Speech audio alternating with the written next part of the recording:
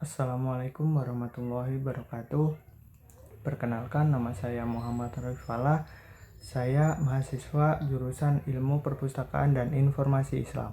Saya di sini akan menjelaskan tentang materi Anglo-American Cataloging Rules atau bisa disebut dengan AACR. AACR adalah standar bibliografi yang dominan dalam pengaturan pengkatalogan deskripsi di dunia berbahasa Inggris. Pertama kali AACR diterbitkan pada tahun 1967. AACR menandai perubahan signifikan dari pendekatan pengkatalogan sebelumnya yang tidak teratur. Edisi kedua AACR pada tahun 1978 menampilkan perubahan yang lebih besar atau lebih banyak dan signifikan berkat kontribusi dari Michel Gorman. Mengadopsi prinsip-prinsip dari standar internasional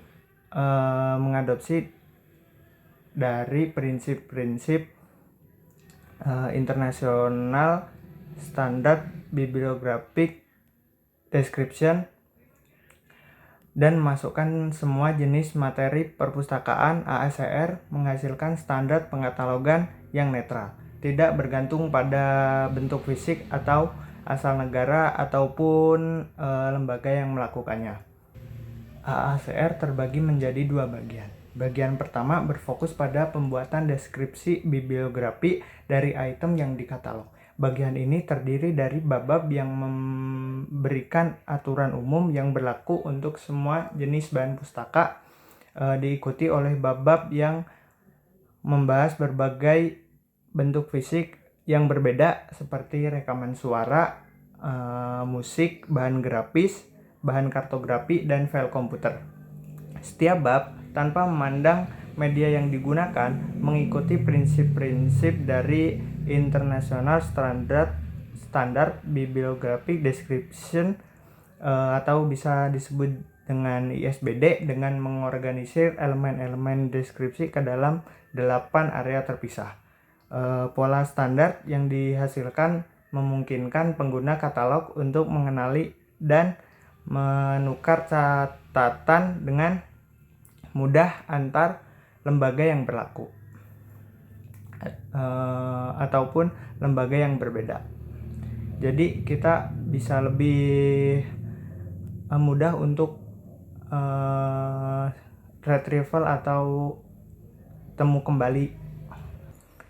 Bagian 2 dari AACR memberikan aturan untuk pilihan dan bentuk titik akses. Titik akses ini memberikan akses di deskripsi bibliografi berdasarkan nama orang atau badan hukum yang terkait dengan bahan pustaka, serta dari judul standar karya yang mungkin memiliki berbagai bentuk fisik. Bab pertama dalam bagian 2 membahas pilihan entry utama.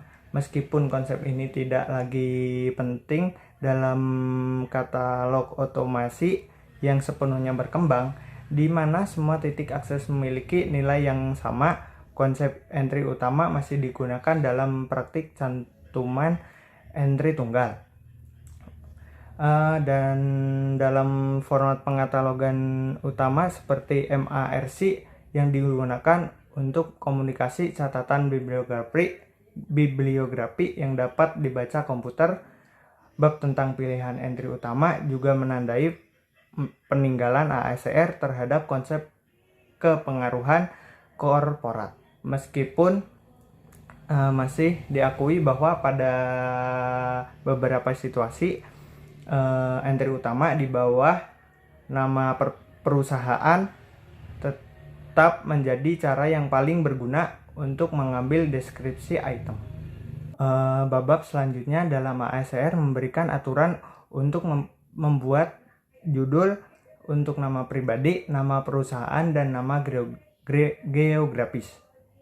Prinsip berdasar AACR adalah bahwa judul didasarkan pada nama orang atau badan yang secara umum dikenal atau diidentifikasi. Setelah nama dipilih, peraturan memberikan panduan yang telah ditentukan tentang unsur utama dari nama tersebut dan tambahan yang mungkin diperlukan untuk membedakannya dari judul lain yang serupa. Bab terpisah membahas pembuatan judul seragam atau standar untuk karya yang mungkin memiliki banyak bentuk dan isi yang berbeda. Contohnya karya yang umumnya dikenal sebagai Othello mungkin telah diterbitkan dengan beberapa judul yang berbeda dan dalam berbagai format seperti film, rekaman suara atau rekaman video dari produksi panggung. Penghubungan deskripsi dari semua bentuk fisik ini ke satu judul standar memudahkan akses bagi pengguna perpustakaan. Terakhir, ada bab-bab yang berisi aturan untuk pembuatan rujukan dari variasi dan bentuk yang berbeda dari nama atau judul yang seragam. AACR adalah standar yang hidup dan responsif terhadap perubahan dan perkembangan dalam media dan cara komunikasi informasi. Pembuatan dan pemeliharaan AACR melibatkan kolaborasi internasional. Dengan isi peraturan ini menjadi tanggung jawab dari Komite Pengarah Bersama untuk Revisi AACR atau JSC yang terdiri dari perwakilan dari Asosiasi Perpustakaan Amerika, Perpustakaan Inggris, dan Perpustakaan Kanada, serta lembaga lainnya. Berbagai komite nasional di negara-negara berbahasa Inggris memberikan saran dan proposal untuk perubahan pada AACR kepada JSC. Perubahan yang disetujui oleh JSC diterbitkan secara berkala oleh 3 penerbit AACR, yaitu Asosiasi Perpustakaan Amerika, Asosiasi Perpustakaan Inggris, dan Asosiasi Perpustakaan Kanada. Komite prinsipal bertanggung jawab atas semua hal terkait dengan AACR atas nama badan-badannya. Mungkin cukup sekian yang bisa saya sampaikan dari materi ini. Kurang dan lebihnya mohon maaf.